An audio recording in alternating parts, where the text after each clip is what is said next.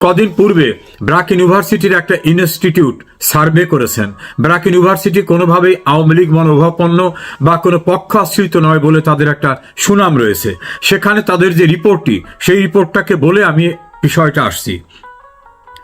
বিএনপিকে ভোট দেবেন এমন কথা বলেছেন 12% মানুষ, যদিও তারা কিছুদিন পূর্বে বলেছিলেন তারা 16.3% মানুষ কিছুদিন পূর্বে বলেছিলেন বিএনপিকে ভোট দিবেন। বর্তমানে সেটা কমে 12% পৌঁছেছে। জামাত ইসলামীকে ভোট দেবেন এমন কথা বলেছিলেন 11.3% মানুষ, বর্তমানে সেটা কমে 10% পৌঁছেছে। এনসিপিকে ভোট দেবার কথা বলেছিলেন 2%, সেটা বেড়ে 2.3% এসেছে। আওয়ামী লীগকে ভোট দেবেন এভাবে প্রকাশ্যে মুখ খুলেছেন 7.03% মানুষ। আর কাকে ভোট দেবেন এটা পরিষ্কার করে বলেননি 14% মানুষ। এবং 48% মানুষ বলেছেন আমরা এখন সিদ্ধান্ত নেইনি। ভোট কাছাকাছি, সার্ভেতে যাবার সময় দেশের পরিবেশ যা, তাতে যারা বিএনপি মনোভাবাপন্ন বা জামাত মনোভাবাপন্ন অথবা এনসিপি মনোভাবাপন্ন, তাদের তো কোনো সংশয় থাকার কথা না। তাদের কথিত অভিযোগ 16 বছর তারা নির্যাতনের শিকার হয়েছেন। কাজী তাদের পছন্দের দলকে তারা ভোট দেবেন, এটা খুবই স্বাভাবিক এবং সেক্ষেত্রে এটা প্রকাশ করতে তাদের দ্বিধাদ্বন্দ্ব থাকার কথা না। একটি নির্বাচন মনিটরিং সংগঠনের প্রধান বলেছেন যে 14% মানুষ বলেছে আমরা এখন কাকে ভোট দেব বলবো না। তারা মনস্থির করেছেন কিন্তু মুখ খুলতে চাননি। অনুমেয় যে তারা এমন একটি দলকে ভোট দিতে চান যেটা প্রকাশ করলে তার উপর মব হামলা হতে পারে, সেই ভয়ে তিনি আতঙ্কিত, সে কারণে তিনি মুখ খুলতে চান না। সঙ্গত কারণে সেই দলটি আওয়ামী লীগ বা আওয়ামী লীগ অ্যালায়েন্সের ভিতর হবে, এটাই স্বাভাবিক। কারণ বিএনপি, জামাত, জাতীয় পার্টি এনসিপি করলে তারা তো মুখ খুলে বলতে তাদের কোনো দ্বিধাদ্বন্দ্ব থাকার কথা না, কারণ দেশের পরিবেশ এখন সবটাই তাদের পক্ষে অনুকূলে। এর বাইরে যে 48% যারা বলছেন আমরা মনস্থির করিনি, এটা কি বিশ্বাসযোগ্য? একজন প্রাপ্তবয়স্ক নাগরিক বাংলাদেশের রাজনীতিতে কাকে ভোট দেবেন এটা তার মনের ভিতর নেই, এটা বিশ্বাসযোগ্য না। তিনি কথা বলতে চাননি সম্ভাব্য বিপদ আশঙ্কা থেকে। না হলে প্রাপ্তবয়স্ক মানুষ তার হৃদয়ে, তার মনে নিশ্চয়ই কোনো রাজনৈতিক দলের প্রতি তার ভালোবাসা, বিশ্বাস অথবা অনুভূতি রয়েছে, সেটা আওয়ামী লীগ, বিএনপি, জাতীয় পার্টি, জামাত যেটাই হোক না কেন। এই 48% লোক মুখ খুলতে চাননি যে 14%। আর আওয়ামী লীগ যদি নির্বাচন করতে না পারে তাহলে 7%। এটা নিয়ে হয় 69%। এর ভিতরে কিছু পয়েন্ট রয়েছে, সব মিলে 70%। এই 70% মানুষ, 70% মানুষকে ভোটে পাওয়া যাবে না, এটা ইলেকশন কমিশনের কারু অ্যানালাইসিস এবং বাংলাদেশের ভোট নিয়ে যারা বিশ্লেষণ করে থাকেন তাদের অ্যানালাইসিস। একাধিক স্থানীয় সরকার বিশেষজ্ঞ ভোট নিয়ে যারা বিভিন্ন সময় জরিপ করে থাকেন, তাদের সঙ্গে আলোচনা করে বোঝা গেছে 70% মানুষ সামনে যে ভোট হতে যাচ্ছে, যে প্রক্রিয়ায় হতে যাচ্ছে বলে এখন পর্যন্ত প্রচারণা রয়েছে, তাতে তারা অংশগ্রহণ করবে না। তাহলে অংশগ্রহণ করছে কতটুকু? বিএনপি, জামাত, এনসিপি 12%, 10%, 2%। এর সঙ্গে যদি আমি তাদের যে প্লাস রয়েছে, পয়েন্ট প্লাস, সেটাকে ধরি তাহলে 30%। তাহলে 30% ভোটারদের ভোটকে রেখে, 30% ভোটারের ভোটকে মাথায় রেখে নির্বাচনের আয়োজন করতে হবে বর্তমান সরকার এবং নির্বাচন কমিশনকে। 70% ভোটারকে বাদ দিয়ে 30% ভোটারদের নিয়ে নির্বাচনের প্রস্তুতি নিতে হচ্ছে তাদের। নির্বাচন কমিশনের একজন দায়িত্বশীল কর্মকর্তা, তিনি কমিশনার নন কিন্তু দীর্ঘদিনের অভিজ্ঞ, তিনি বলছেন এই 30%ও সকলেই যে ভোট দিতে আসবে এর তো নিশ্চয়তা নেই। তাহলে সেখান থেকেও ভোটের পরিমাণ কমতে পারে। যদি নির্বিঘ্নে সবাই ভোট দিতে আসে, সেক্ষেত্রেও ধরে নিতে হবে 30% থেকে কমে অন্তত 22 বা 21% ভোটাররা ভোট দিতে আসতে পারে। তাহলে এই 22, 23, 24, 25 বা সর্বোচ্চ 30% ভোটারদের ভোটের মধ্য থেকে জনপ্রতিনিধি নির্বাচিত হবে। তাহলে তারা কি জনপ্রতিনিধি হবে যারা 70% ভোটারদের ভোট পাবেন না বা তাদের মতামতের ভিত্তিতে নির্বাচিত হবেন না? সে নির্বাচন কেমন হতে পারে? 1986 সালে এরশাদ নির্বাচন করে কম্বাইন্ড অপোজিশন পার্টি করেছিলেন 70 দল নিয়ে, আসম আব্দুর রবের নেতৃত্বে। সরকার টিকতে পারেনি। 1996 সালে বেগম খালেদা জিয়া 15 ফেব্রুয়ারি নির্বাচন করেছিলেন, টিকতে পারেননি। একটা দেশের 100% ভোটারের, বাংলাদেশে ভোটারের সংখ্যা হচ্ছে 12,61,90,900, 12,61,90,900। তো আমরা যদি ধরে নিই 12.5 কোটি, তাহলে তার ভিতর থেকে 30% ভোটাররা ভোটের সঙ্গে সংযুক্ত হবেন এ পর্যন্ত তথ্য। তাদের সবাই যে ভোট দিতে আসবেন তাও সঠিক না। আমরা ধরে নিতে পারি 25%। তাহলে 75% ভোটাররা বাইরে থাকবে। এই প্রক্রিয়ায় যে নির্বাচন, সেটা কি নির্বাচন হবে? যারা অংশগ্রহণমূলক নির্বাচনের কথা বলতেন দেশে, দেশের বাইরে, যারা দেশের ভিতরে কিছু এনজিও করে সাংঘাতিকভাবে গলাবাজি করতেন, কেউ বিভিন্ন আর্টিকেল লিখে সেখানে নানা তথ্য হাজির করতেন, তারা একবার ভেবে দেখেছেন আওয়ামী লীগের সঙ্গে সংযুক্ত 14 দলীয় জোট, Jatiya Party, communist party, NAP, Jasad, Basad সহ অন্যান্য সংগঠনের সব মিলে প্রায় 75% ভোটাররা এই নির্বাচনে ভোট দিতে আসবেন না। হাস্যস্কর নির্বাচনের প্রস্তুতি নিচ্ছেন, তারপরেও শঙ্কা আদৌ কি করতে পারবেন? কারণ এতগুলো মানুষ যে ভোটে যাবে না, সেই ভোট কেন্দ্র কি নিরাপদ থাকবে? সেই ভোটের ব্যালট কি নিরাপদ থাকবে? কুমিল্লার চান্দিনার এক নেতার বক্তব্যে শোনা গেল, তিনি বলছেন, আমরা আলাদা ব্যালট পেপার ছাপাবো, সেখানে ধানের শীষ প্রতীক থাকবে, যেটা ফেসবুকে ভাইরাল হয়ে ঘুরছে। সেভাবেও যদি করেন, তাহলে জিয়াউর রহমানের হ্যানা ভোটের মতো যেন এমন না হয়ে যায় যে কোনো কোনো কেন্দ্রে ভোটের পার্সেন্টেজ 100-র পরিবর্তে 102, 103, 120 এমন না হয়ে যায়। এই নির্বাচন জনগণের ম্যান্ডেটের নির্বাচন হবে না। এই নির্বাচন আদৌ অনুষ্ঠিত হবে বলে অনেকেই বিশ্লেষকরা মনে করে না। কেউ কেউ তো মনে করেন আদৌ নির্বাচন হবে না, এবং তারা অনেক জোরালো যুক্তি উত্থাপন করেন। আবার দ্রুত ক্ষমতায় গিয়ে প্রধানমন্ত্রী হতে চান প্রবাসী এক নেতা এবং তার দল, আবার বাংলাদেশে মুক্তিযুদ্ধে বিরোধিতাকারী এক দল। তারা গভীরভাবে ভেবেছেন তাদের সাপোর্ট, তাদের অংশগ্রহণমূলক লোকের সংখ্যা কত? অস্থির বাংলাদেশ আরো ভয়ঙ্কর অস্থিরতার দিকে যাচ্ছে। কিছুক্ষণ পূর্বে বাংলাদেশের সেনা প্রধান জেনারেল ওয়াকারুজ্জামান, তিনি বাংলাদেশের প্রধান বিচারপতি সৈয়দ রেফাত আহমেদের সঙ্গে বৈঠকে বসেছেন। অন্যদিকে সেনাবাহিনীর আর এক গুরুত্বপূর্ণ কর্মকর্তা, যিনি আর্মড ফোর্সের 3টি বাহিনীর সঙ্গে সমন্বয় করে থাকেন, তিনি প্রধান উপদেষ্টার সঙ্গে বৈঠকে গেছেন। 2 সেনা কর্মকর্তা রাষ্ট্রের 2 গুরুত্বপূর্ণ উইংয়ের প্রধানের সঙ্গে এখন বৈঠকরত অবস্থায়। অন্যদিকে চট্টগ্রাম বিশ্ববিদ্যালয় প্রভিসির একটি ভিডিও আমরা সামাজিক যোগাযোগ মাধ্যমে দেখলাম। তিনি সেখানে কান্না করে বলতেছেন যে হেলমেট বাহিনী এসে আমাদের মারধর করছে, আমাদের ঠেকাতে কেউ আসে না।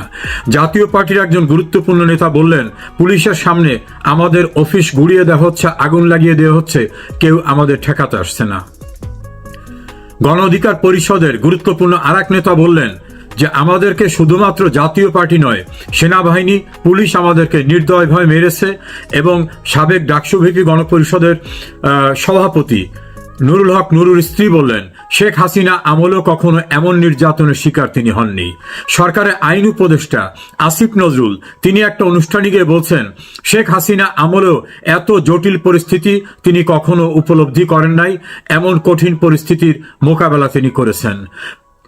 এবি পার্টির সাধারণ সম্পাদক ফুয়াদ সাহেব তিনি বলেছেন, যারা জুলাই যোদ্ধাদের উপর আক্রমণ করেছে তাদের ইউনিফর্ম খুলে ফেলতে হবে, ভারতীয় পতাকায় মুড়ে তাদেরকে বিদেশে পাঠিয়ে দিতে হবে। ভয়ঙ্কর অস্থির সময়। এর সঙ্গে যুক্ত হয়েছে বাংলাদেশের সুশীল সমাজের ভিতরে তীব্র ক্ষোভ।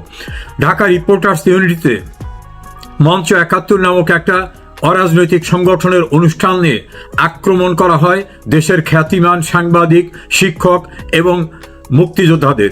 তাদেরকে উদ্ধারের নামে ডিবি অফিসে নিয়ে তাদেরকে বরং উল্টা সন্ত্রাস দমন আইনে চালান দিয়ে দেওয়া হয়। এই রকম ভয়ঙ্কর পরিস্থিতি একটার পর একটা ঘটছে। সামাজিক যোগাযোগ মাধ্যমে আরেকটা চিত্র ফুটে উঠেছে যে একটি রাজনৈতিক দলের সভা থেকে বাড়ি ফেরার পথে ৩ জন পথিমধ্যে খুন হয়ে গেছেন। ঢাকায় বিভিন্ন স্থানে হঠাৎ করেই আওয়ামী লীগ এবং সহযোগী সংগঠনের মিছিল চলছে। এই ভয়ঙ্কর অস্থির সময়ে নির্বাচনের প্রস্তুতি কেমন সেটা নিয়ে আপনাদের সঙ্গে কথা বলতে চাচ্ছি। যখন বাংলাদেশের এই যে ইউনূস সরকারের জঙ্গিদের যে মবের তাণ্ডব লীলা শুরু হলো, তখন বাংলাদেশ আওয়ামী লীগের নেতা কর্মী, বিশেষ করে জাতীয় নেতা যারা ছিল, তারা তো বটেই, একবার তৃণমূল লেভেলের একটা মানুষ যে নাকি জয় বাংলা বলতো, তার উপরেই এই ফেসিস্ট এবং এই জঙ্গিদের যে মবের শিকার তারা হয়েছে। যখন সারা জাতি স্তব্ধ, যখন সারা বিশ্ব সহ সবাই একটা আতঙ্কগ্রস্ত, হঠাৎ করে যে পরিস্থিতিটা ঘটলো ৫ই আগস্টে, এটা কিন্তু কারো কাম্য ছিল না। এবং পুরা জাতি তখন কিন্তু একটা সুখে বিহ্বল, এবং পুরা জাতি কিন্তু একটা যে হঠাৎ করে যে একটা এরকম একটা ভয়ঙ্কর সিচুয়েশন হবে, এটার জন্য কেউই প্রস্তুত ছিল না। তো যখন আমরা এই পরিস্থিতি প্রবাসীরা যখন লক্ষ্য করলাম, তখন কিন্তু প্রথমেই আমরা প্রবাসীরাই কিন্তু জয় বাংলা বলা শুরু করেছি। জয় বাংলা বলা কিন্তু আমরা প্রবাস থেকেই প্রথম শুরু করেছি।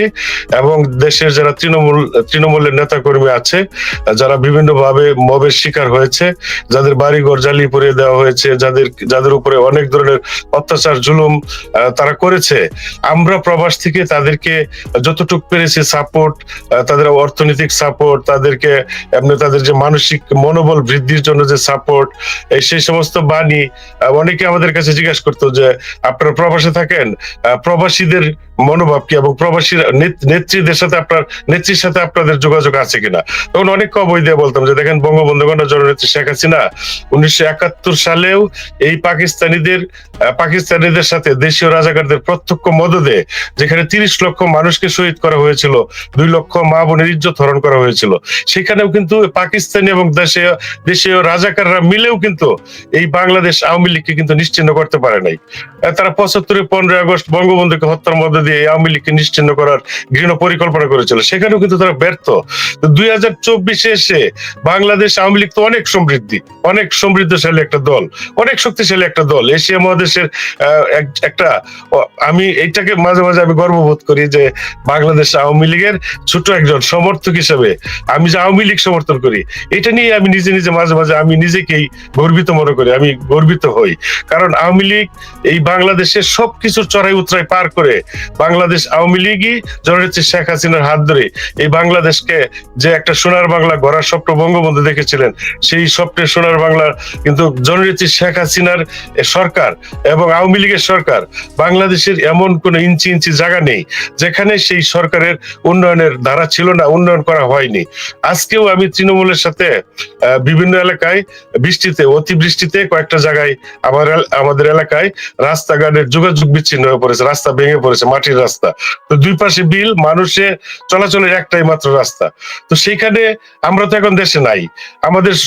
আমরা যখন দেখলাম যে আমরা যখন সিলেটে ত্রাণ দিতে গেলাম, তখন কিন্তু আমাদের কর্মীদের উপরে মবের শিকার হয়েছে, আমাদের নেতা কর্মীরা ত্রাণ দিতে গিয়েও সেখানে বাধাগ্রস্ত হয়েছে। বিভিন্ন সামাজিক কর্মকাণ্ডে যখন আমাদের নেতাকর্মীরা যায় সেখানে কিন্তু বাধাগ্রস্ত হয়। কিন্তু আজকেও কিন্তু এখন পর্যন্ত কিন্তু এই বাংলাদেশের মানুষ আশায় চেয়ে আছে, যে জননেত্রী শেখ হাসিনার দিকে আশায় চেয়ে আছে। এবং আমরা প্রবাসীরা বাংলাদেশে আমাদের নেতা নেত্রীরা যে মবের শিকার হবে, সেটা ধরুন অনেকেই দেশে থাকতে পারতেছে না, বাড়ি ঘরে থাকতে পারতেছে না, তৃণমূলের সাথে যোগাযোগ করতে পারতেছে না। কিন্তু আমরা এখনো চেষ্টা করে যাচ্ছি প্রবাস থেকে, প্রবাসী দলকে সুসংগঠিত করে প্রবাস থেকে দলের পাশে দাঁড়ানো, এবং দেশের যারা ইতিমধ্যেই যারা ক্ষতিগ্রস্ত হয়েছে তাদেরকে সাহায্য করার জন্য, তাদের পাশে দাঁড়ানোর জন্য আমরা চেষ্টা করে যাচ্ছি। যাকে আমি এই জায়গার মধ্যে শিক্ষণীয় ব্যাপারটা কি দেখেন, আপনার নিশ্চয়ই মনে থাকবে যে এই যে এখন যে টোকাইগুলো আছে, যে অবৈধ যে সরকার আছে, যারা সরকার নয় অবৈধ সরকার, এই যে তারা কিভাবে অবৈধ, তারা আসলে অবৈধ কোন পন্থাতে অবলম্বন করে আছে, এই যে সংবিধানের 106 অনুচ্ছেদ, এগুলো নিয়ে বলেছি। বাংলাদেশের যারা আমার ভিডিওগুলো দেখে তারা কিন্তু এখন মুখে মুখে বলছে, এবং তারা নিজেরাও যুক্তি দিচ্ছে যে সংবিধানের এই পার্টিকুলার জায়গা তারা বিচ করেছে, অন্তর্বর্তী সরকার বলে কিছু নেই, ইন্টারিম গভর্নমেন্টের পুরো ধারণাটা যে সংবিধান পরিপন্থী। আরেকটা ব্যাপার আপনি লক্ষ্য করবেন, এগুলো হচ্ছে আমি বড় দাগে উদাহরণ দিচ্ছি। আপনি প্রায় টোকাই শব্দটা শুনতে পান না, কথায় কথায় শুনতে পান না যে টোকাই গুলো কোথেকে এলো। আমি কিন্তু আপনার যদি মনে থাকে তাহলে মনে আছে, আমি একটি টক শোতে আমি বলেছিলাম যে এই বিপ্লবীরা, ওদেরকে বিপ্লবী বলা হচ্ছে। আমি বললাম বিপ্লবী, আমি তো কিছু চোরকে দেখেছি যারা বদনা চুরি করেছে, যারা কমর চুরি করেছে, যারা হাঁস মুরগি চুরি করেছে। এই যখন আমি এদেরকে চোর বলেছি, যখন আমি এদেরকে বলেছি যে এরা একটা আস্ত চোর এবং এরা হচ্ছে টোকাই, এবং এদেরকে ক্ষমতায়নের পেছনে এদের একটা বড় শক্তি হিসেবে সেনাবাহিনীর এই কিছু আপনার বিপদগামী একটা অংশ তাদের সাথে ছিল, এবং প্রশাসনের একটা বিপদগামী অংশ ছিল। খেয়াল করে দেখবেন, মানে আমি জানি না যে এটা ওয়াইডলি আপনি একসেপ্ট করবেন কি করবেন না, কিন্তু আমার কাছে যে রেসপন্সটা পাই, আমাকে মানুষজন এটা বলেছে যে তারা এক ধরনের সাহস পেয়েছে। এটা তো গেল হচ্ছে অনেকটা নিজের এক ধরনের ভালো লাগার কথা আমি আপনাকে বললাম, কিন্তু শিক্ষণীয় ব্যাপারগুলো কি আমি একদম আপনাকে খুব লেটেস্ট কয়েকটা উদাহরণ আমি আপনাকে দিতে চাই। যেমন সেদিন আমাকে বাংলাদেশ আওয়ামী লীগেরই পেজের একটি টক শোতে প্রশ্ন করা হয়েছিল, বাকশাল নিয়ে প্রশ্ন করা হয়েছিল যে নিজুম, তুমি তো বাকশাল সম্পর্কে পড়েছো, লিখেছো, তো তুমি একটু বাকশাল সম্পর্কে তরুণদের উদ্দেশ্যে তোমার কি বলা থাকতে পারে। আমি তখন সেই বাকশাল নিয়ে একটা বক্তব্য দিয়েছিলাম। বিশ্বাস করেন আমি কাউন্ট করিনি আসলে, কিন্তু আমার কাছে আমার ইনবক্সে, মানে আমি ওই যে স্ক্রল ডাউন করে যতদূর আমার চোখ গেছে, মানুষজন আমাকে একটা কথা বলেছে যে অকপটে স্বীকার করেছে, নিজুম ভাই বাকশাল নিয়ে আপনি সহজে যেই কথাটা বলেছেন বা যেভাবে বুঝিয়ে বলেছেন, বাকশাল নিয়ে এক ধরনের ট্যাবু বাংলাদেশ আওয়ামী লীগের অনেকের মধ্যেই আছে। ট্যাবুটা এমন যে এইটা নিয়ে কথা না বলি, এড়িয়ে যাই, এই যে একটা ভয়, একটা শঙ্কা। সেদিন আমি এই বাকশাল নিয়ে কিন্তু অনেক বইপত্র হয়েছে, মানুষ বলেছে, কিন্তু এই তরুণরা যেহেতু শুনছে, এখন তরুণরা, আমি জানি না যে তারা আসলে যেটা হচ্ছে যে তারা ভিন্ন মত তো পাচ্ছে না, সবই তো হচ্ছে ধরেন এই ইউনুসের এই চেপে ধরা মিডিয়া গোষ্ঠী তাদের নিজেদের কথা বলছে, আপনার কমলা লেবুর চাষ বা আপনার কাগজি লেবুর চাষের খবর। তখন যখন তারা আমাদের কথা শুনছে, তারা হয়তো বা খুবই মনোযোগ দিয়ে শুনছে। তারা বলছে যে বাকশাল এত সহজ করে তাদেরকে বুঝিয়ে বলা হয়েছে বা বুঝিয়ে দেওয়া হয়েছে যে এটা তাদের কাছে অনন্য, এবং তারা অকপটে স্বীকার করছে যে বাকশালের গঠনতন্ত্র তারা পড়েনি। বাকশাল যে একটা শোষিতের, যে একটা দেশের একটা ইশতেহার, এটা যে আসলে সর্বহারা মানুষের ইশতেহার, এইটা যে মেহনতি এবং কৃষকের ইশতেহার। এবং তারা এটা বলেছে, নিজুম ভাই আমি যেমন ওই প্রোগ্রামে বলেছি যে বাংলাদেশ আওয়ামী লীগ তার নিজের দলটা কোন রাজনৈতিক দল আছে, এত বছরের একটা রাজনৈতিক দল, সেইটার শিরোনাম তারা সেগুলো বাদ দিয়ে তারা নতুন জাতীয় দলের শিরোনাম দিয়েছে কৃষক শ্রমিক, অর্থাৎ বাংলাদেশের মেহনতি মানুষদেরকে অগ্রাধিকার দিয়ে দলটার নাম থেকে আমি শুরু করেছি। ফলে এই যে ভাবনার খোরাক যুক্ত হয়েছে, এই জিনিসগুলো অনন্য। যেমন হালে আপনি জানেন যে অন্যতম এই সময়ের শ্রেষ্ঠ রাজাকার যে পিনাকি ভট্টাচার্য আছে, আপনি জানেন যে বাংলাদেশের অসম্ভব রকমের ঘৃণিত এবং যে হচ্ছে অন্ধকারময়, অন্ধকারচ্ছন্ন যে লোকটি আছে, যার কারণে অনেক শিশু মৃত্যুবরণ করেছে। আপনি জানেন যে আটার ময়দার গুলির ওষুধ তৈরি করে অনেক মানুষ তার কারণে মৃত্যুবরণ করেছে। এগুলো সে আপনার বাজারজাতকরণের সাথে জড়িত ছিল। সেই লোকটি মুক্তিযুদ্ধের সময় 2000 মানুষ নাকি 2000 নাকি শহীদ হয়েছে বাংলাদেশে, এই দাবি করেছিল। আমি যখন তাকে গত 18ই অগস্ট আমি যখন চ্যালেঞ্জ দিয়েছি যে আমার সাথে বসার জন্য, আপনি বিশ্বাস করবেন না, আমার মনে হয় লক্ষাধিক মানুষ আমার মনে হয় ঝাঁপিয়ে পড়েছে শুধু আমাকে কনগ্রেচুলেট করার জন্য। আমি আপনার এমন একটা অবস্থা হয়েছে যে ফ্লাডিং এ আমার মেসেজ, আমার ফেসবুকের মেসেজ, আমার হোয়াটসঅ্যাপ, মানুষ কিভাবে যেন আমার ব্যক্তিগত ইমেল অ্যাড্রেস পেয়েছে, একেবারে ব্যক্তিগত মোবাইল নাম্বার পেয়েছে। আমার একটা স্পেশাল ফোন নাম্বার আছে যেটা শুধু ফ্যামিলি অ্যান্ড ফ্রেন্ডস এর জন্য। একদম যাকে বলে বন্যা বয়ে গিয়েছে। মানুষ বলছে যে আপনি এই নোংরা মানুষটাকে যে জবাব দিয়েছেন। এই কথাগুলো কেন বললাম নাহারাপা? এই কারণে বললাম, তরুণরা আমাদেরকে শুনছে, তরুণরা আমাদের কথা শুনে যাচাই করছে। আমি আমার এই জীবনে যত টকশোতে গেছি, আমি কোনো টকশোতে কোনো রেফারেন্স ছাড়া, কোনো যুক্তি ছাড়া আন্তাজে কথাবার্তা বলি, এবং এই কারণেই খুব সম্ভবত তরুণরা আমাকে ভালোবাসে। বিশেষ করে বাংলাদেশ আওয়ামী লীগের তৃণমূল আমাকে ভালোবাসে, এবং তারা এই রেসপন্সটা করেছে। সাধারণ জনতারা বলছে যে, এমনও বলছে যে আপনাকে এত অপছন্দ লাগে মাঝে মধ্যে, আপনাকে ভালো লাগে না, বিএনপির ছেলে, বিএনপি। কিন্তু নিঝুম ভাই, আপনি যেভাবে পিনাকিকে চ্যালেঞ্জ দিয়েছেন, যেভাবে আপনি তথ্য নিয়ে সামনে এসেছেন, আপনাকে স্যালুট। সে নিজের আবার বলে দিচ্ছে সে একজন বিএনপির সমর্থক। সুতরাং আমি এই যে ভালোবাসা, এই ভালোবাসা থেকে কি এইটা প্রমাণিত নয় যে তরুণরা অনেক কিছু জানছে, শিখছে, তাদেরকে বলতে পারছি? তো আমার কাছে এই জায়গাটা অনেক বেশি পাওয়ার মনে হয় না আরাফাত? অনেক ধন্যবাদ নিঝুম ভাই।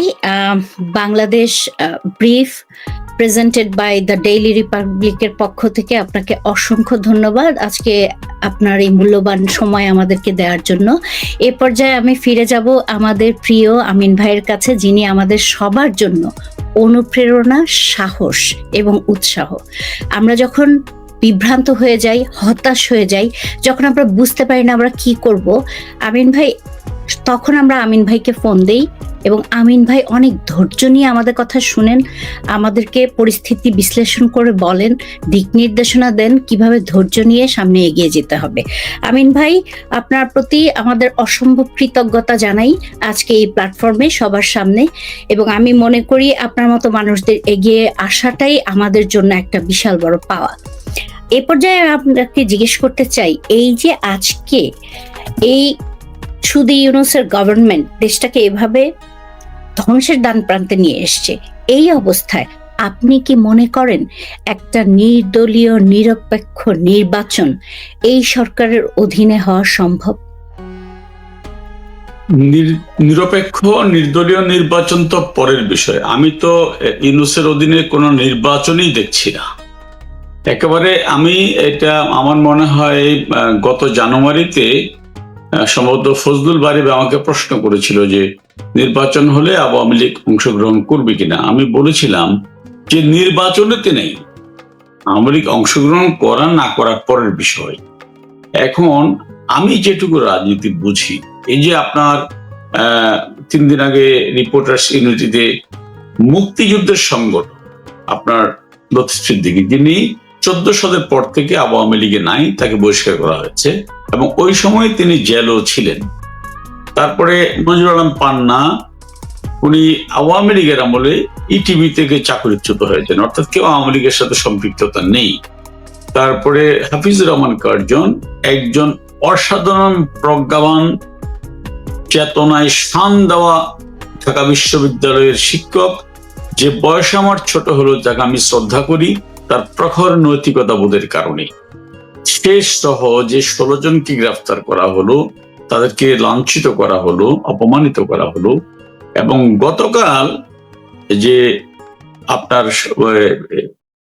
নূর, যে বিকাশ নূর হিসাবে ইতিমধ্যেই পরিচিতি লাভ করেছে, সে বিকাশ নূর, সে চিন্তা করলো মফ করে সবাই এত টাকা পয়সা কামাচ্ছে, এত হিরো হচ্ছে, তার আমি কেন পিছিয়ে থাকবো। তার বক্তৃতা শুনলাম, সে বললো যে এত জায়গায় মব হয়, উত্তরাতে জিএম কাদেরের বাড়িতে মব হয় না কেন? এখন হচ্ছে না, পরে সে নিজে মবের নেতৃত্ব দিল এবং সেখানে তার উপরে লাঠি পেটা হলো। সবচেয়ে মজার বিষয়, আচ্ছা সে জায়গা পড়া, এগুলো কেন হচ্ছে?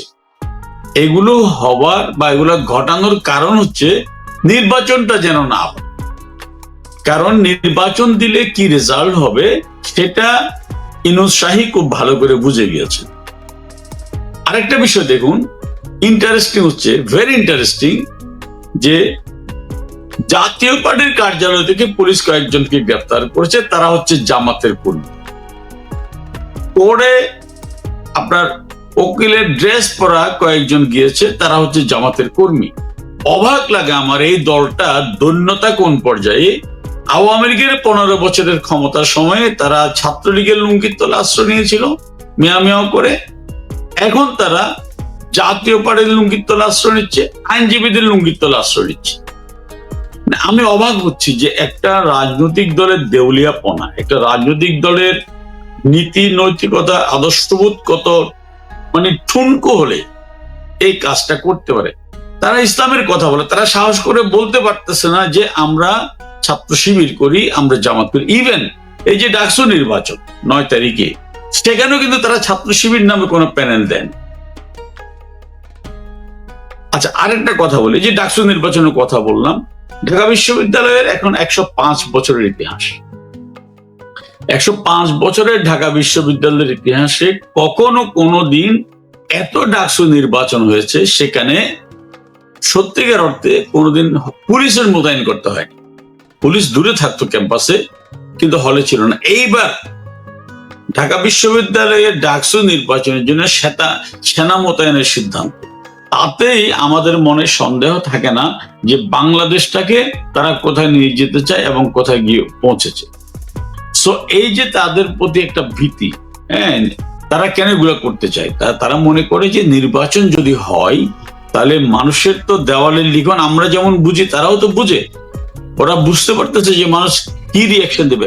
আপনি কি ভাবতে পারেন শেখ নাহার, যে আমি যেটা মনে করি আওয়ামী লীগের যে 75 বছরের গৌরবময় ইতিহাস, এখানে আমরা কিন্তু অনেকগুলো বাধার সম্মুখীন হয়েছি, অনেক। আমাদেরকে একদম দুর্গম গিরির কান্তার মরু পারাবার পার হতে হয়েছে, ইটস রিয়ালিটি। বাট এইবারের মতো ভয়াবহতা, এই বর্বরতা, এই নৃশংসতা কিন্তু আমরা দেখিনি। ইভেন 75-এর পরেও কিন্তু এই বর্বরতা ছিল না।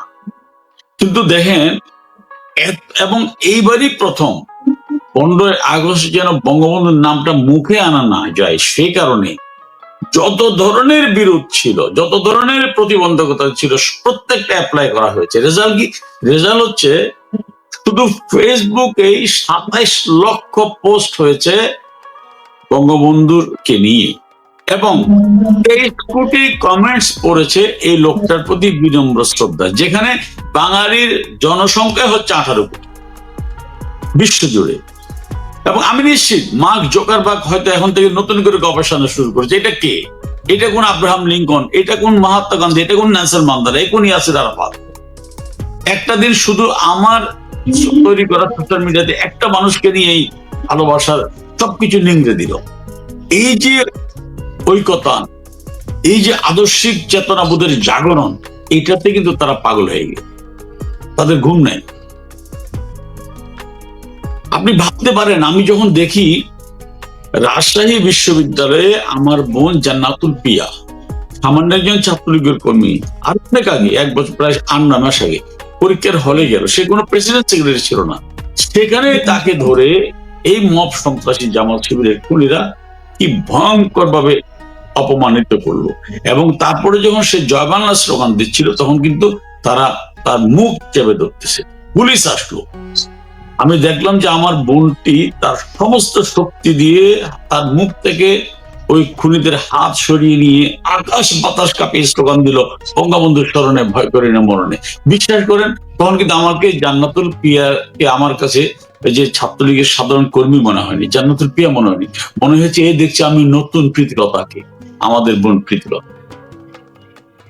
আপনি রিমান্ড মঞ্জুরের পরে অনেক দাগি আসামিরা কিন্তু ভয় কাঁপে, কিন্তু আমি আমার বোন নিশিকে দেখি রিমান্ড মঞ্জুরের পরে তার হাতে ভি সাইন, কণ্ঠে জয় বাংলা স্লোগান, মুখে কবি নজরুলের সে বিখ্যাত হাসি, জাহান্নামের আগুনে বসিয়া আমি হাসি পুষ্পের হাসি। এই তারুণ্য কিভাবে দমাবেন আপনি? চট্টগ্রামে আমার ভাই ছাত্র কাউন্সিলর জসিম, তাকে ধরার জন্য পুলিশ তার পুরো অ্যাপার্টমেন্ট ঘিরে ফেলে, পুরো বিল্ডিং ঘেরা করে ফেলে, প্রতিটি ফ্ল্যাটে তল্লাশি করে, তাকে পায় না। তারপরে এই কাপুরুষের দল তার ক্যান্সার আক্রান্ত স্ত্রী, যার কেমো চলছিল, তাকে ধরে নিয়ে যায়। এরকম হলে তো জসিমের আরো দূরে পালিয়ে যাওয়ার কথা। জসিম কিন্তু পালায় না। জসিম ক্ষুদিরাম বসুর মতো ফিরে আসে পুলিশের কাছে এবং ধিক্কার দিয়ে বলে, লজ্জা হয় না একজন ক্যান্সার আক্রান্ত অবলা নারীকে গ্রেফতার করো? আমি এসছি, আমি মুজিব সৈনিক, আমরা পালাই না, গ্রেফতার করো আমাকে। আপনি এই চেতনা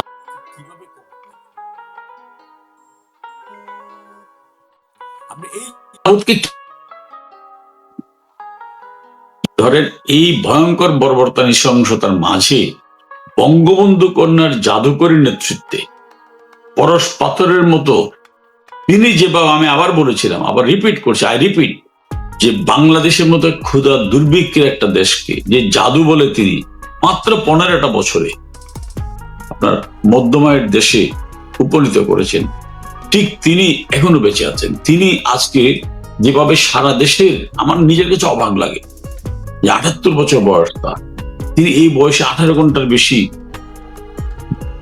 আওয়ামী লীগের যে কোনো লেভেলের নেতাকর্মী, সাধারণ মানুষ যে ফোন করছেন তাদের সাথে কথা বলছেন, সাহস দিচ্ছেন, শক্তি যোগাচ্ছেন, পরিবারের খোঁজ দিচ্ছেন, কে আহত হলে তাকে ফোন করে খবর নিচ্ছেন। এবং এগুলো কিন্তু আওয়ামী লীগের নেতাকর্মীদেরকে একটা বারুদে পরিণত করছে। এই বারুদকে কিন্তু ঠেকানোর ক্ষমতা কারো নাই। সুতরাং আমি বলছি যে নির্বাচন, আপনি বলছেন যে এই বারুদকে ওরা ভয় পাচ্ছে। আজকে আপনি গ্রামে যান, কিষানের সাথে কথা বলুন, সে বলতে আমি শেখ হাসিনাকে চাই। আপনি কারখানার শ্রমিকের সাথে কথা বলুন, সে বলে আমি শেখ হাসিনাকে চাই। আপনি এই যে মাইলস্টোন কলেজের ছাত্রছাত্রীরা কি করলো, তারা বাসের মধ্যে স্লোগান দিল, বারবার দরকার শেখ হাসিনা সরকার থেকে, শিখিয়ে দিয়েছে কেউ। আপনি বঙ্গবন্ধুর মৃত্যু বার্ষিকী 15 আগস্ট জাতীয় শোক দিবস, শতবর্ষী মা আমার হাতে মোমবাতি নিয়ে গেলেন। উনি তো জানতেন তার উপর আক্রমণ হবে। ওনাকে কি বঙ্গবন্ধু কন্যা বলেছেন আপনি ওখানে ফুল দিলে আপনাকে, বা মোমবাতি জ্বালাতে গেলে আপনাকে আমি এমপি বানাবো?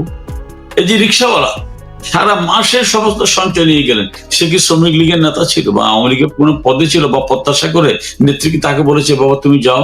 যায়নি, জীবনের ঝুঁকি নিয়ে। এই ভালোবাসা যখন কেউ ধারণ করে না, সেই ভালোবাসাকে কেউ দমাতে পারে না। এই ভালোবাসা দমাতে পারবে না, এটা কিন্তু ফ্যাসিস্ট সম্রাট ইউনূস জানে বলেই নির্বাচন না, কোনো কিছুই তারা দিবে না। ওরা সবকিছু এভাবে করে ওরা চাইতেছে। ওই যে আপনি দেখেন নাই, ঈদ উল ফিতর এবং ঈদ উল আজহার সময় 7-8 জনকে আগে থেকে সেট আপ করে রেখেছে, আপনাকে আমরা 5 বছর চাই, 5 বছর চাই। তো 5 বছর চাই না, গণভোট দাও না একটা, বুঝুক এত যখন ক্ষমতা। আওয়ামী লীগ যখন প্রেসিডেন্ট, একটা ভোট দাও না, আওয়ামী লীগকে পার্টিসিপেট করতে দাও না, দেখো না কি হয়, তাই না? তো আওয়ামী লীগের তোমরা প্রেসিডেন্ট বলো, আমরা তো কাউকে নির্বাচন আসতে বাধা দেয়নি। আমরা তো বলিনি যে বিএনপি নির্বাচন করতে পারবে না, আমরা বলিনি জাতীয় পার্টি নির্বাচন করতে পারবে না, আমরা বলিনি যে নূর নির্বাচন করতে পারবে না। ওরা নিজেরাই আসেনি নির্বাচন করতে, কারণ জানে জনগণ তাদেরকে হয়তো প্রত্যাখ্যান করতে পারে, অথবা তারা যে রেজাল্ট চাই সে রেজাল্ট হবে না।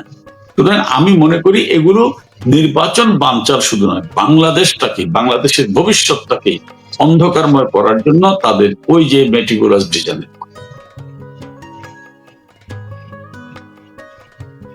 অনেক ধন্যবাদ আমিন ভাই। বাংলাদেশ ব্রিফ দ্য ডেইলি রিপাবলিকের পক্ষ থেকে, এবং আপনি যেরকম ভাবে ফুটিয়ে তুলেছেন যে 80 বছরের বৃদ্ধা অথবা এই যে রিক্সা চালক, ওনাদেরকে তো কিছু শিখিয়ে দেওয়া হয় নাই।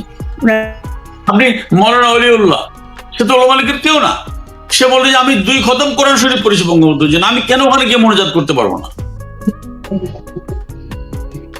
এইটাই কিন্তু বঙ্গবন্ধু, এটাই বঙ্গবন্ধুর আদর্শ।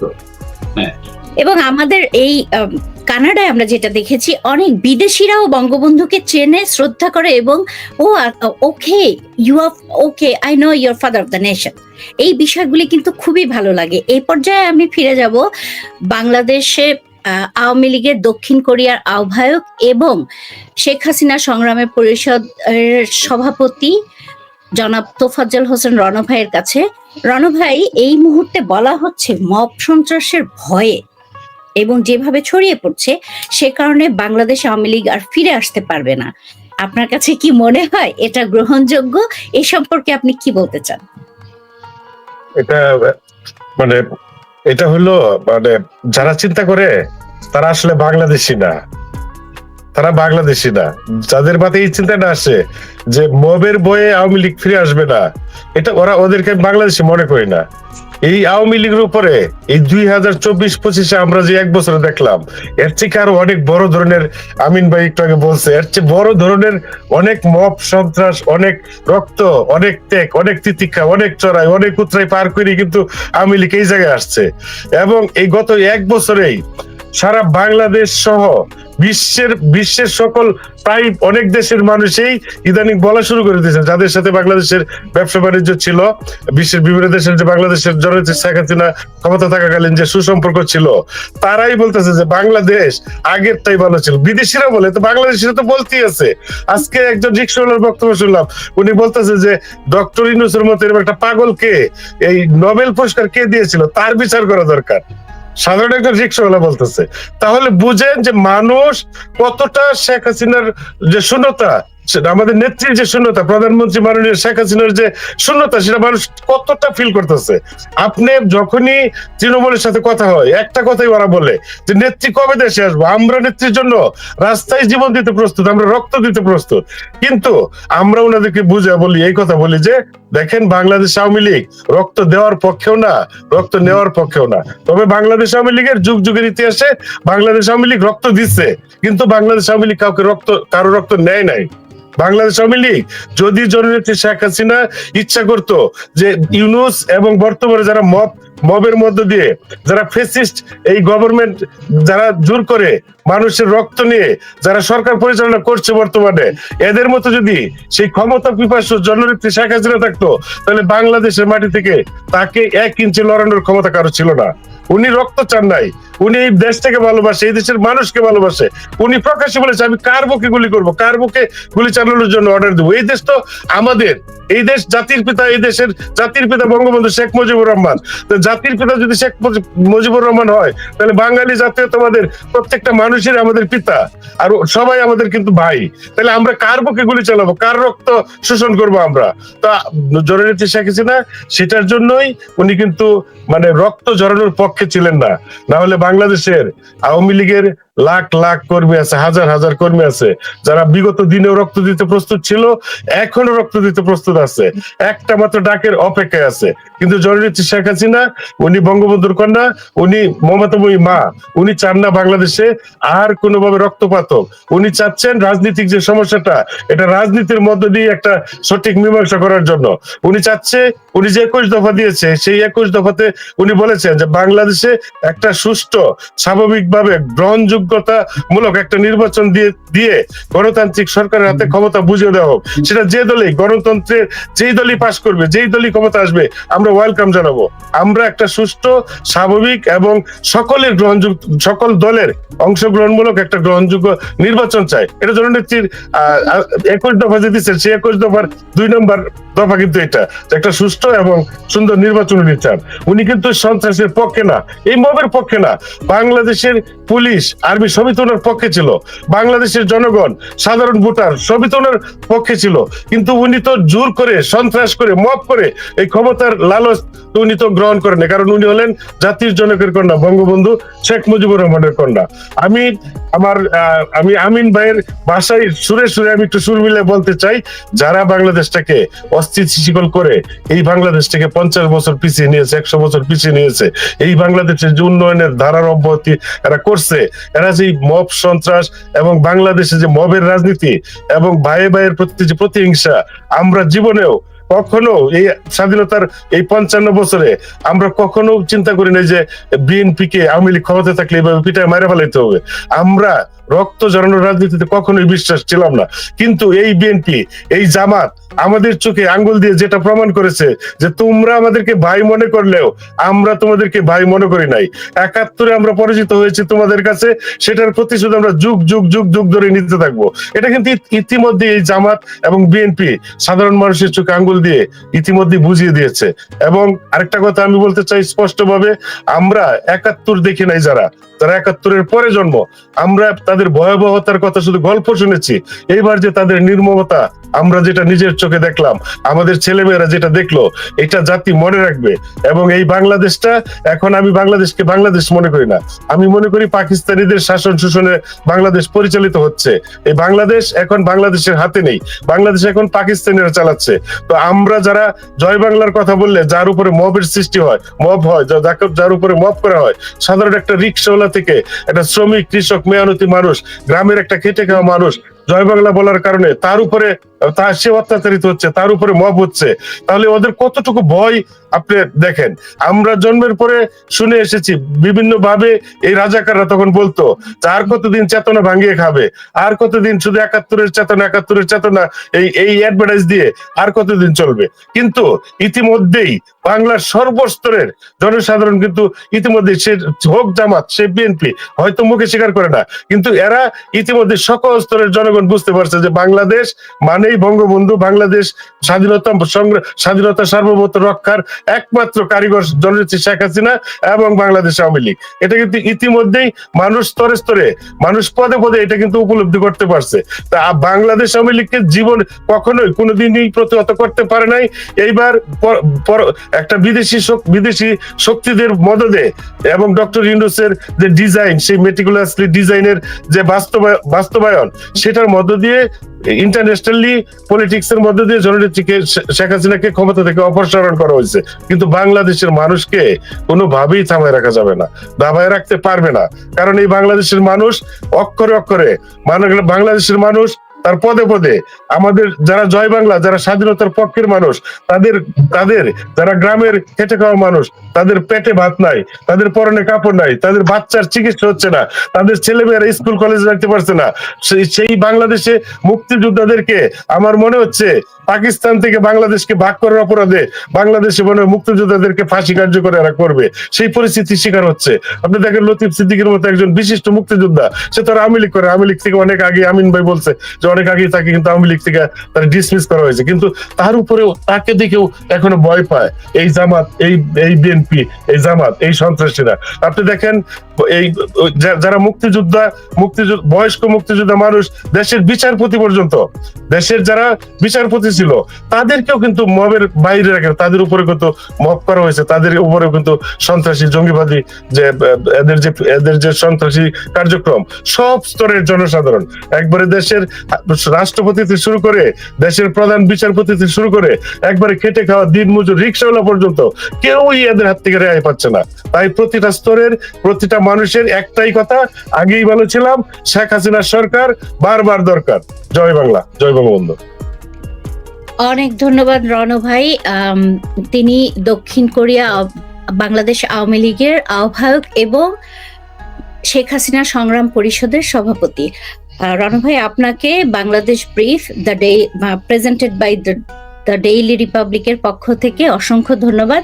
এবারে আমি ফিরে যাব আমাদের নিঝুম ভাইয়ের কাছে। নিঝুম ভাই, আপনি কানাডায় এসেছেন এবং আমি নিজে আপনার কার্যক্রম দেখেছি। আমাদের সবার কাছে আপনি একজন অনুপ্রেরণা। এবং শুধু কানাডায় আসেননি, আপনি আমেরিকায় গেছেন, আরো বিভিন্ন দেশে গেছেন। আপনাকে আজকে এখানে তো কালকে ওখানে দেখা যায়, এবং সরাসরি ভাবে আপনি বাংলাদেশ আওয়ামী লীগের জন্য বিভিন্ন জায়গায় অ্যাক্টিভিজম চালিয়ে যাচ্ছেন। শুধু টক শো বা অনলাইনে না, অফলাইনে আপনি কাজ করছেন। এই যে আপনি একাধারে কাজ করে যাচ্ছেন, প্রচারণা চালাচ্ছেন, এগুলোর ফলে কি ধরনের প্রভাব পড়বে ফ্যাসিস্ট ইউনুস গভর্নমেন্টের উপরে? এভাবে আমরা কিভাবে করে অ্যাকচুয়ালি তাকে সত্যিকার অর্থে তৃণমূল পর্যায়ে, বাংলাদেশে এবং আন্তর্জাতিক পর্যায়ে কিভাবে তাকে মোকাবেলা করতে পারি? আমার কাছে মনে হয় যে ন্যারেটিভ তৈরি করা কিংবা এক ধরনের ডিসকোর্স তৈরি করা, যে কোনো রাজনৈতিক দলেরই একটা একটা আগ্রহের বিষয় হওয়া প্রয়োজন। বাংলাদেশ আওয়ামী লীগের যদি ৭৬ বছরের ইতিহাস দেখেন আপনি, তাহলে আপনি দেখবেন যে বাংলাদেশ আওয়ামী লীগের রাজনীতির মধ্যে ন্যারেটিভ তৈরি করার প্রবণতা ছিল। ইতিহাসের পাঠ মানুষের কাছে দেওয়া, মানুষের কাছে তাত্ত্বিক বিষয়গুলো পৌঁছে দেওয়া, এই যে পড়ালেখা বা লিটারেরি যে অংশটুকু, সেই চর্চা বাংলাদেশ আওয়ামী লীগের মধ্যে বরাবরই ছিল।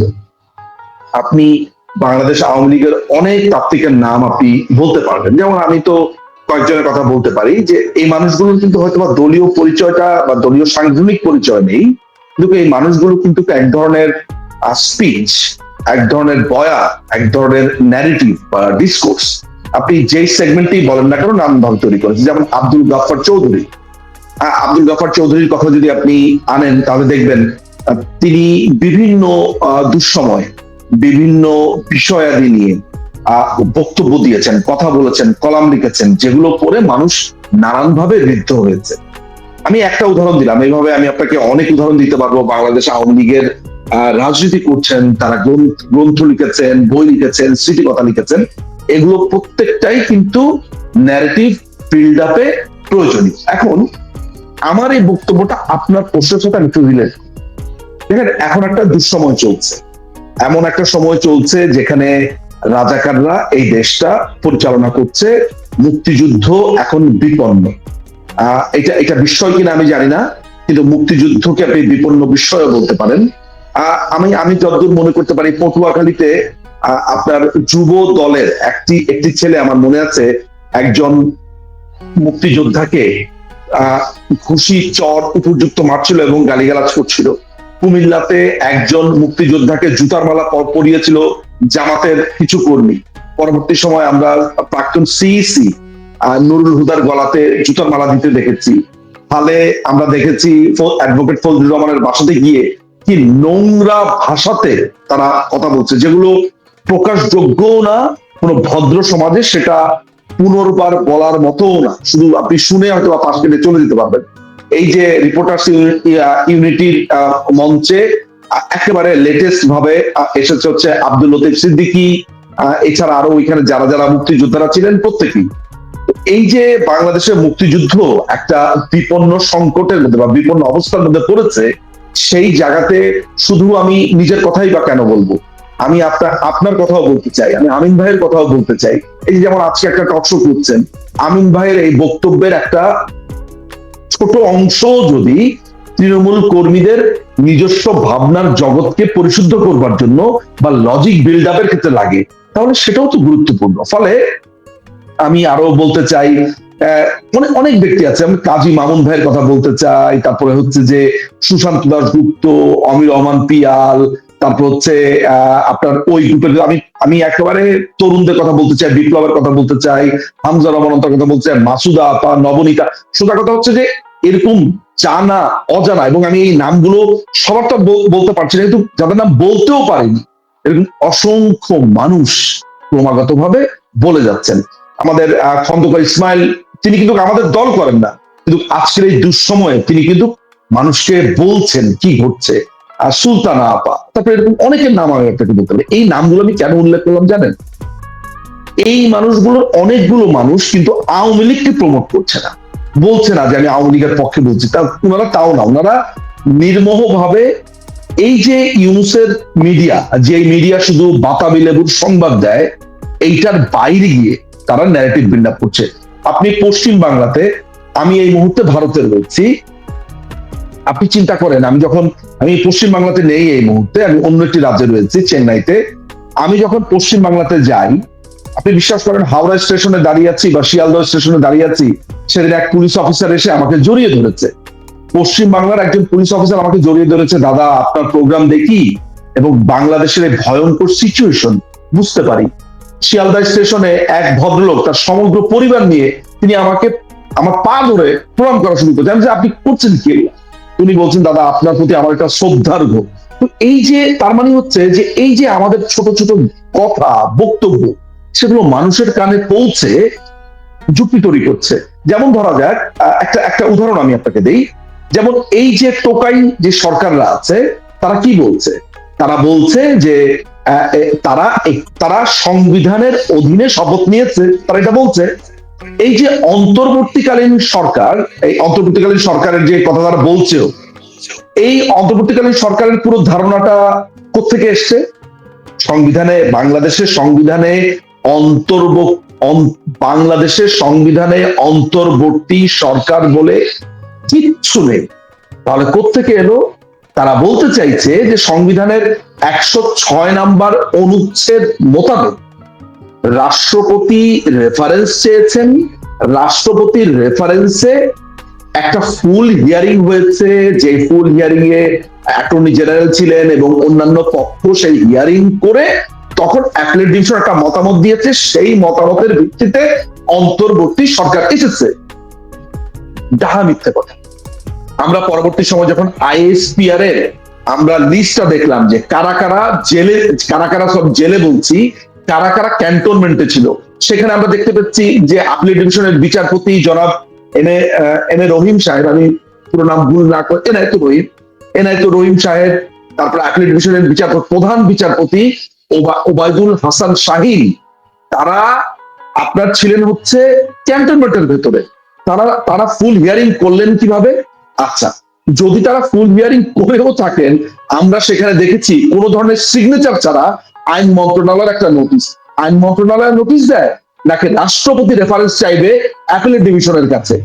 তার মানে হচ্ছে যে সংবিধানের 106 অনুচ্ছেদের যে নিয়ম নীতি যা কিছু রয়েছে তার কোনোটাই মেনটেন করা হয়নি। তাহলে এই অন্তর্বর্তী সরকার ঠিক কোন আইনে এলো? মহসিন রশিদ নামে এক ভদ্রলোক রিট পিটিশন করেছে, তিনি বলেছে যে রাষ্ট্রপতি যে রেফারেন্স চেয়েছে সেগুলো আমরা দেখতে চাই। পরবর্তী সময় সে নথিও পাওয়া যায়নি, সে রিট পিটিশনের শুনানিও কোনোদিন হয়নি। এই যে এই কথাগুলো আমরা বলেছি, আমি আপনাকে আরেকটা কথা বলতে পারি। আপনারা জানেন যে আমার মার জন্য আমি চেন্নাইতে এসেছি, তার স্টেজ 4, তিনি ক্যান্সারে আক্রান্ত। এই যে এরকম একটা সিচুয়েশনে আপনি বিশ্বাস করেন, আমি আমার মাকে হসপিটালে রেখে এই 106 অনুচ্ছেদ নিয়ে ভিডিও করেছি। বুকটা এত বড় হয়ে যায় যখন দেখি আমার এই সংকটকালীন সময়ের বানানো ভিডিওটা নিয়ে অন্য একজন তরুণ বা অন্য একজন কর্মী বা অন্য একজন ব্যক্তি তর্ক করছে। আবার আমিও কিন্তু শিখছি। ধরা যাক আমিন ভাই একটা বক্তব্য দিলেন, আমি এই তথ্যটা জানতাম না, রণ ভাই একটা কথা বললেন, এই তথ্যটা আমি জানতাম না, এটা আমি স্টোর করে নিয়েছি, ওকে নেক্সট টক শোতে আমি এই তথ্যটা ব্যবহার করবো। ফলে এই যে আমাদের পারস্পরিক মিথস্ক্রিয়া, এই যে আমাদের বক্তব্যটা দূর দূরান্তে ছড়িয়ে যাচ্ছে, এগুলো কিন্তু একক কোনো কর্তৃত্ব নয় যে নিজুম ভাই করছে অমুক করছে, নয়। আমি পুরো ব্যাপারটাকে দেখতে চাই সম্মিলিত ভাবে। আমার কাছে আমার ফিলোসফির জায়গাটা হচ্ছে আমরা ডুবে যাচ্ছি, আমার সন্তান ডুবে যাচ্ছে। যদি দলটা আমার কাছে আমার সন্তান হয়, আমার সন্তান ডুবে যাচ্ছে, আমার এখন প্রধান টার্গেট হচ্ছে আমার সন্তানকে উদ্ধার করা। এই সন্তানকে উদ্ধার করতে গিয়ে অনেকেই বলতে শুনি, অনেক কর্মীকে, যে আওয়ামী লীগ অমুককে রিক্রুট করেছে, তমুককে রিক্রুট করেছে। আমি না এইসব আজাইরা পেঁচালি যাব। আমার দলকে আমি আগে তরিতে উঠাবো, তীরে উঠাবো, দেন আমি আমার দলকে নিয়ে পরবর্তী সময় কথা বলা যাবে যে আমার দলের এই ভুল ছিল, ওই ভুল ছিল। প্রথমে আমার দলকে বাঁচাতে হবে। ফলে এটা একটা সম্মিলিত প্রচেষ্টা। আমার কাছে মনে হয় আমাদের এই ন্যারেটিভটাই আমরা এইভাবে মানুষের সামনে আনি। আমার কাছে মনে হয় this is how it works. অনেক ধন্যবাদ নিঝুম ভাই। আমরা আর মাত্র 2 মিনিট আছে, এই 2 মিনিটে 30 সেকেন্ড করে আপনারা যদি শেষ বার্তাটা বলতেন। নিঝুম ভাইকে দিয়ে শুরু করি, এরপর আমিন ভাই বলবেন এবং তোফাজ্জল ভাই বলবেন। 30 সেকেন্ড করে আপনারা যদি বলতেন। আমার একটাই কথা, সেটা হচ্ছে আমাদের বাংলাদেশ আওয়ামী লীগের তরুণদের পড়াশোনা করতে হবে, পড়াশোনা করতে হবে, পড়াশোনা করতে হবে এবং পড়াশোনা করতে হবে। সারা দিন রাত এখন পড়াশোনা করতে হবে এবং সেগুলো ডেলিভারি দিতে হবে। এটাই হচ্ছে আমার কথা।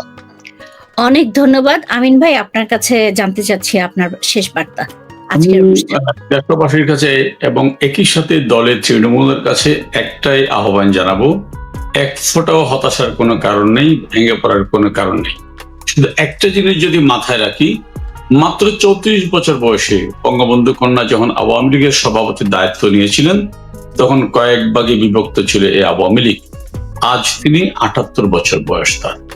এই 78 বছর বয়সে তার ঝুলিতে অভিজ্ঞতায় জমা হয়েছে 44 বছর আওয়ামী লীগের মতো দলকে সাফল্যের সাথে নেতৃত্ব দেওয়ার অভিজ্ঞতা। তার অভিজ্ঞতায় যুক্ত হয়েছে বাংলাদেশের মতো একটা দরিদ্র দেশকে মধ্যম আয়ের দেশে উপনীত করার গৌরব। তার অভিজ্ঞতায় জমা হয়েছে বঙ্গবন্ধুর খুনিদের বিচার এবং যুদ্ধ অপরাধীদের বিচার করার দুঃসাহস। সুতরাং সেই শেখ হাসিনা যখন এখনো বেঁচে আছেন, আমাদের ভেঙে পড়ার কোনো কারণ নেই।